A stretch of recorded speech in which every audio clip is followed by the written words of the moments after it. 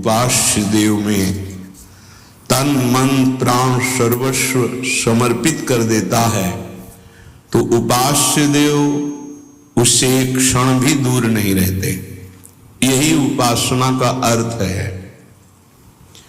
सदैव अपने इष्ट के समीप रहना उपासना, समीप रहना भाव से, तन से। हमारा तन उनकी सेवा में, मन उनके भाव में, वाणी उनके नाम गुण कीर्तन गायन में, श्रवणेन्द्रिय उनके श्रवण गुणों का करना, नाम कीर्तन का करना, नाम जप का श्रवण करना, साक्षात भगवत स्वरूप हो जाता है। जो है वही प्रकाशित हो जाता है। ये भटकना इसी जन्म में सुधर सकता है, पशु पक्षी आदि योनियों में नहीं।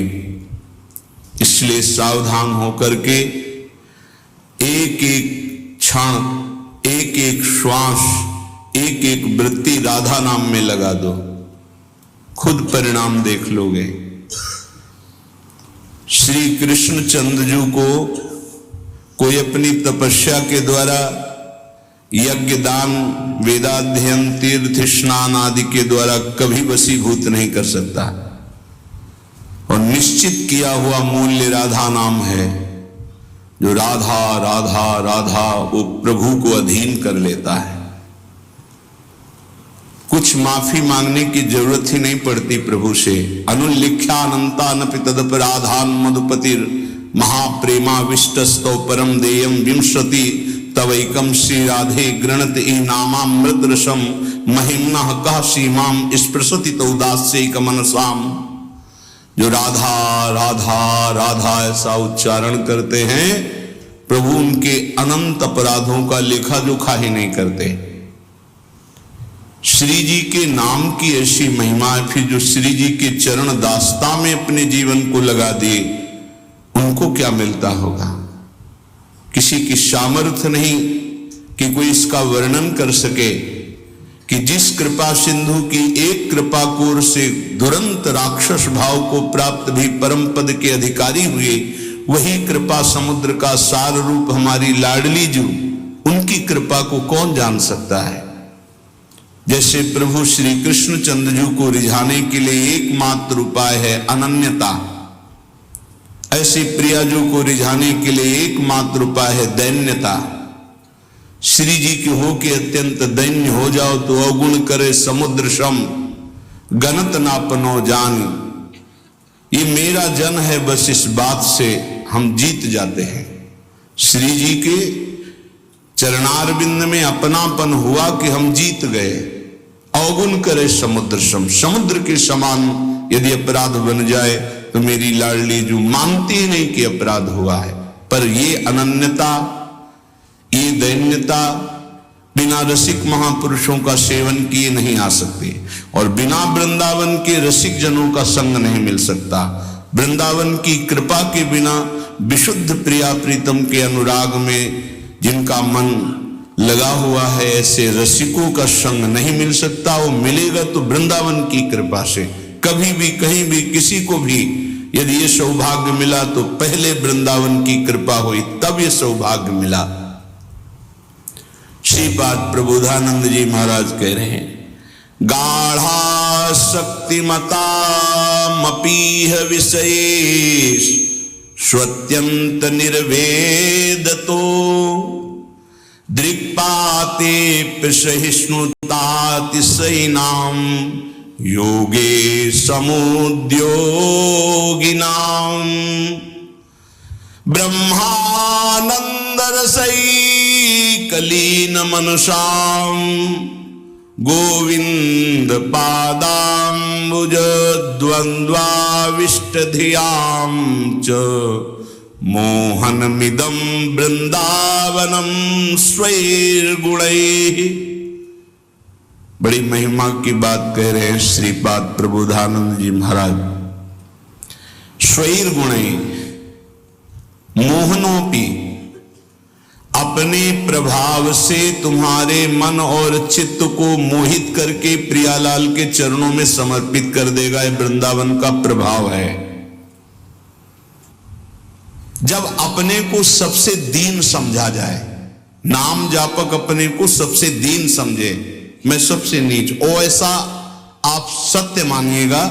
जो नाम जापक है वो कोई बनावटी नहीं कि वो बनावटी बोलते मैं अधम हूं, मैं दीन हूं, मैं नीच हूं, ऐसी बात नहीं। अनुभव होता है प्रभु की कृपा कहां और कहां मैं नीच, ऐसा दोनों का तारतम्य अनुभव होता है। अहंकार के कारण आपको अनुभव में नहीं आ सकता, लेकिन जब अहंकार रहित होगे तो दिखाई देगा कहां प्रभु की अपार कृपा और कहां अपनी अधमता, दोनों का। देखो स्वामी जी महाराज श्री ललिता जी के अवतार हैं, श्री स्वामी हरिदास जी, और अपने सिद्धांत पद में कह रहे हैं मोसो ना बिगारन को और तोसो ना संवारन को, तो ही मोई पड़ी होड़।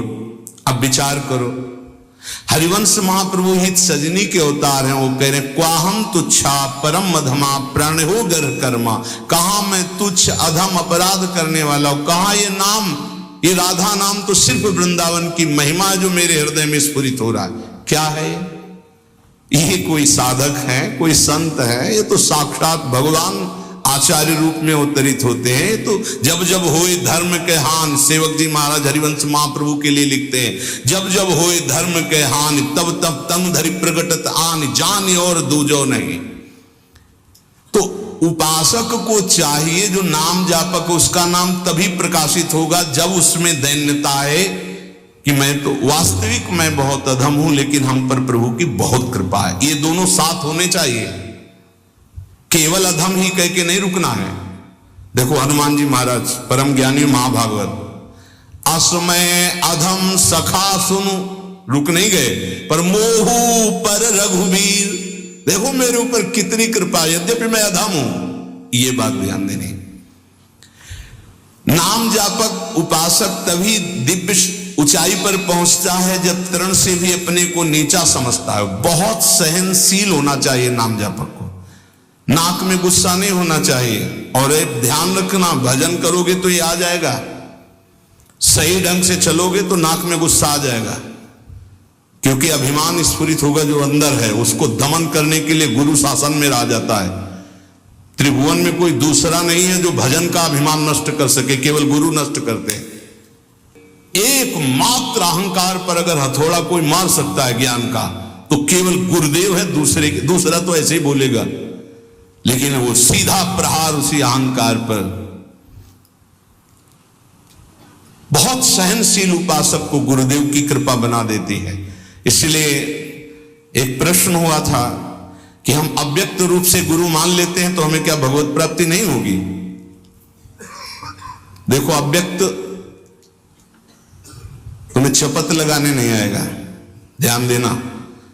अव्यक्त तुम्हें ऐसा नहीं कि खड़े रहो, यहां यही खड़े रहो जब तक लौट के नाम है, यही खड़े रहो, चलो ऐसा करो।